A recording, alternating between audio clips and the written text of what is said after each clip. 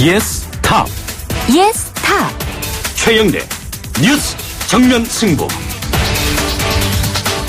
수요일 하루 잘 보내고 계십니까? YTN 뉴스 FM 뉴스 정면 승부 최영일입니다. 현직 청와대 민정수석의 직권남용과 횡령 혐의, 여기다가요 특별감찰관의 감찰 내용 유출 의혹 사건을 동시에 수사할 검찰 특별수사팀이 오늘부터 본격 행보에 들어갔습니다. 이번 수사를 지휘할 윤갑근 특별수사팀장, 정도를 따르겠다, 수사 의지를 피력했습니다만 현직 민정수석이 자리를 지키고 있는 상황에서 과연 독립적 수사가 진행될 수 있을 것인지 우려의 시선도 있습니다. 오늘 수요 스페셜 새남자의 정치수사에서는요, 윤갑근 특별수사팀 출범의 평가와 특별수사팀이 규명해야 할 의혹의 쟁점, 수사 전망 다각도로 짚어보겠고요. 2부에서는 더불어민주당 전해숙 의원을 만나봅니다. 손학규 전 상임고문과 가까운 인사로 알려져 있는데요. 정계 복귀가 임박한 손 전 고문의 행보, 그리고 사흘 앞으로 다가온 당대표 경선 등 현안에 대한 의견 들어봅니다. 뉴스 정면 승부 지금 시작합니다.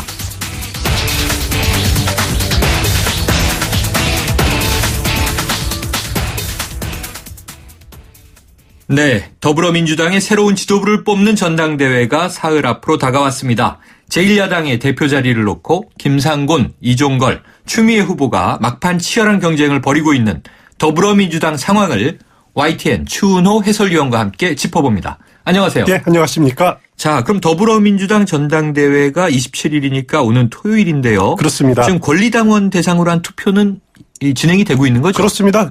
더불어민주당 전당대회 토요일 오후 1시 네. 서울 잠실 체조경기장에서 열리기 합니다. 네. 하지만 그에 앞서서 22일 월요일부터 25일 내일까지는 네. 권리당원들을 대상으로 한 전화투표가 지금 진행이 되고 있습니다. 네. 권리당원들이라는 건 뭐냐면은 당원 중에서 당비를 내는 당원을 말합니다. 네. 그러니까 적극적으로 당 행사에 참여하는 당원들이고 피선거과 선거권이 있는 당원들이거든요. 네.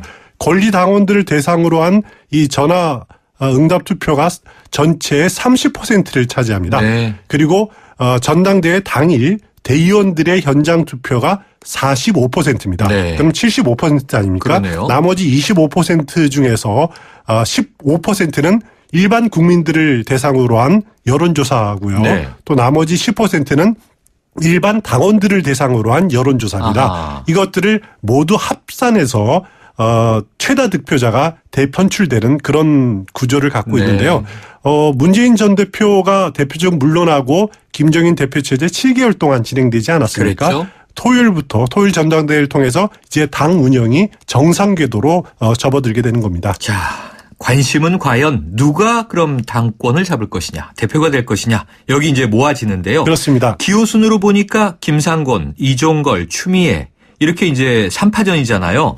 후보들 간의 이른바 문재인 마케팅 논란이 가장 뜨거운 쟁점 아닌가요? 그렇습니다. 더불어민주당 전당대회 초반만 해도 맥이 빠졌다 이런 평가들 그랬었죠. 많이 받았지 않습니까? 네. 하지만 4명의 후보가 나왔고 또 예비 컷오프 겪으면서 2강으로 분류됐던 송영길 후보가 떨어지면서 맞습니다. 나름대로 역동성이 가미된 그런 측면들도 있거든요. 네. 그리고 최근 들어와서는 TV 토론회들 통해서 이렇게 노출 빈도가 많아지니까 네. 좀 더 많은 사람들이 관심을 끄는 것은 네. 사실인 것 같습니다.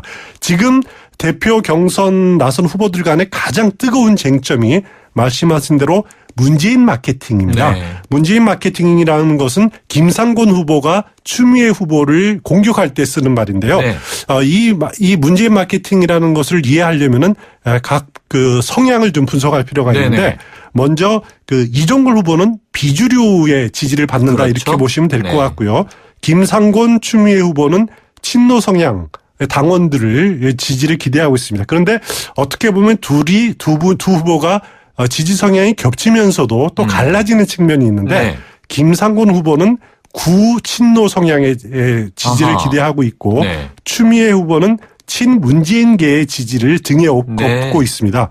아무래도 지금 당의 주류가 되는 세력이 친문재인계 아닙니까? 네네. 그러다 보니까 김상곤 후보가 추미애 후보를 겨냥해서 문재인 마케팅이다 이렇게 비난을 하고 있는데요. 그동안 추미애 후보는 내년 대선에서 문재인 전 대표를 내세우면은 3자 대결 구도가 되더라도 이길 수 있다. 이런 네. 입장을 밝혀왔습니다. 최근 네. 들어서 조금 바뀌긴 했습니다만은 거기 반면에 이종걸 후보는 문재인 전 대표로는 반드시 진다. 이렇게 필패론을 내세웠고요. 네. 김상곤 후보 경우에는 추미애 후보의 문재인 대세론, 이종걸 후보의 문재인 필패론을 모두 비판하면서 내부가 치열하게 경쟁하는 판을 만들어야 된다라고 네. 이렇게 주장을 하고 있습니다. 김상곤 후보는 추미애 후보의 그 문재인 대세론을 문재인 마케팅이라고 이렇게 규정을 하고 있는데 그 문재인 마케팅이 왜 문제가 되냐면은 그것은 바로 호남 포기다. 아하. 호남을 포기하는 네. 것으로 연결될 수 있다. 네. 이런 측면에서 강하게 추미애 후보를 몰아붙이고 있는 겁니다. 여기에 대해서 추미애 후보는 좀 방어적이지만은 네. 이렇게 가급적 싸움을 피하는 그런 양상을 띠고 있습니다.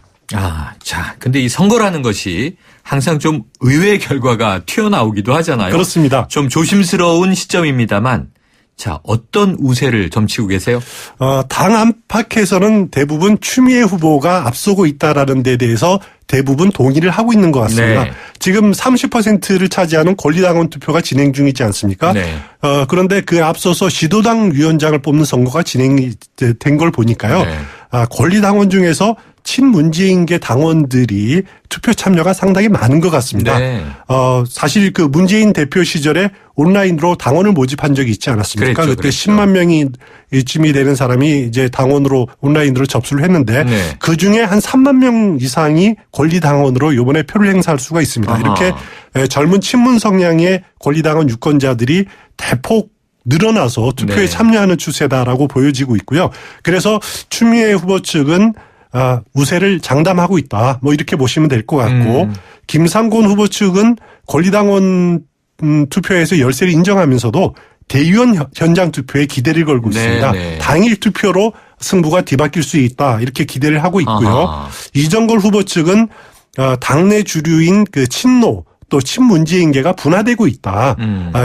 거기서 지금 어부지를 얻을 수 있지 않겠느냐. 거기다가 비주류의 표가 자신에게 결집된다라면은 막판 뒤집기 할 수 있지 않겠느냐. 네. 그리고 선거는 항상 의외의 변수가 있지 않겠습니까? 네. 예비 컷오프에서도 2강으로 분류됐던 송영길 후보가 탈락된 것을 보면은 이번에도 어떤 변수가 발생할지 모른다. 이런 데 기대를 걸고 있습니다. 네. 자, D-3. 각자의 전략은 있습니다. 자, 그리고 이 최고위원 선거도 진행 중인데요. 지금까지 진행된 선거를 보니까 자, 새로 구성될 지도부는 아무래도 아까 이제 언급하셨지만 친문재인계 일색이 될 가능성이 높다. 이런 전망이 많던데. 그럴까요? 그렇습니다. 이번에 전당대회에서 선출되는 최고위원이 모두 8명입니다. 네. 8명 가운데 5명은 지역 그 최고위원입니다. 네네. 17개 시도당 위원장 가운데 권역별로 나눠서 5명을 뽑거든요. 이제 호선하거든요. 네. 그런데 이제 시도당 위원장은 이미 다 선출을 다 한 상태고요. 그랬죠. 나머지 3명은 여성, 청년, 노인 이렇게 3개 부분으로 나눠서 네. 지금 선출되는데 당장 5명을 최고위원을 뽑게 될 지도위원장을 보면은 대부분이 친노 혹은 친문으로 네. 분류되는 주류 인사들이 대부분입니다. 아니면은 범주류고요. 네. 또 3개 부문의 부문별 최고위원도 보면은 주류 혹은 범주류로 분류되는 인물이 대부분이기 때문에 네. 물론 결과에 따라서는 1명, 2명 정도 예외가 있을지 모르겠지만은 최고위원 구성도 대부분 친문, 일색 혹은 독점으로 끝나지 않을까라는 것이 일반적인 네. 분석입니다. 새누리당도 보면은 친박 위주의 최고위원회가 구성이 되지 않았습니까? 그랬죠. 더불어민주당도 역시 친문 위주의 지도부가 구성될 가능성이 지금으로서는 상당히 높다. 네. 이렇게 예견할 수 있습니다. 자, 오늘 주목을 이제 받는 인물 바로 김종인 대표입니다. 그렇습니다. 그동안 이끌어온 비상대책위원회가 오늘 마지막 회의를 끝으로 7개월간의 긴 비상체제를 마무리 지었는데요. 그동안 당내 상황에 쓴소리를 좀 많이 해왔던 김종인 대표, 오늘은 아무 말도 없었다고요? 그렇습니다. 김종인 대표 비대위 마지막 회의인데 네. 오늘은 아무 말도 하지 않았습니다. 아하. 그동안 퇴임 앞두고 여러 자리에서 내년 대선 앞두고 정계 개편으로 해석될 수 있는 말 그랬습니다. 여러 차례 하지 그랬습니다. 않았습니까? 네. 그렇지만 이제 대신 비대위원들이 새로 구성될 지도부에 이렇게 당부하는 말들을 했는데 네. 오늘 김종인 비대위 대표가 아무 말 안 했다고 그래도 행보, 정중동 행보 앞으로도 계속 움직일 네, 겁니다. 네. 특히 내년 대선 과정에서 그냥 손 놓고 있을 분위기는 아닌 것 같고요. 네. 자신의 상징인 경제 민주화 또 개헌 이런 구상 실현하기 위해서 마지막 아마 내년 대선이 자기가 역할할 수 있는 마지막 기회다 이렇게 네. 생각하고 있을 것이기 때문에 활동 공간은 계속 마련하고 또 이렇게 움직여 나갈 것으로 생각이 됩니다. 네. 자, 대표직은 이제 정상체제로 넘기지만 행보는 계속 이어질 것이다. 전망해 주셨습니다. 오늘 소식 고맙습니다. 감사합니다. 지금까지 추은호 YTN 해설위원이었습니다. 크리네어 테크. 크리네어 테크 집중기. 주물 작업, 연마 작업, 페인트 작업. 분진가스 냄새 연기 작업장 분진. 이 세상에 못 없애는 분진이 어딨어. 크리네어 테크 집중기가 다 잡아줍니다. 예! 크리네어 테크. 크리네어 테크 집중기.